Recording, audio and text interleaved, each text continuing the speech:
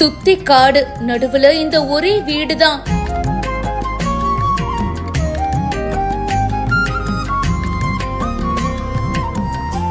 ஆட்கள் நடமாட்டமே இல்லாத வனப்பகுதியில தனியாக வாழும் முதியவர்கள்.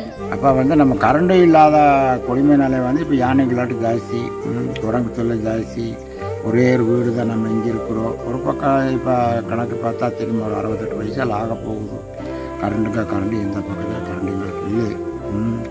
சீமனை வச்சு தான் இப்போ நாங்கள் வழக்கு ஏற்றிட்டு இருக்கிறோம். ஏதோ யானை வருது. அது ஏதோ ஒரு பக்கத்தில் இந்த பிளாக்காய்ங்கிற போது சாப்பிட்டு அப்படி அப்படியே போகும். ஆளை இது வரைக்கும் ஒன்றும் தொந்தரவு பண்ணலப்பா.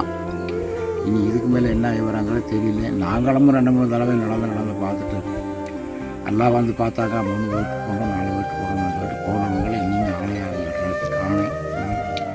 நம்ம அதை இத்தனை நாளைக்கு இந்த விழிக்கல் பஞ்சாயத்து நடக்கிறோம், இபிஎஃப் நடக்கிறோம், நடந்து பார்த்து நான் அதை அடைச்சி போயிட்டு அதனால் சரி இனி இந்த வருஷம் தெரியுமா ஏதோ ஒரு நீங்கள் நினச்சி நான் ஏதோ ஹோட்டலில் யாரோ ஜெயிச்சு ஏதோ கெஞ்சினா ஏதோ போட்டு தர்றாங்களா இல்லையா.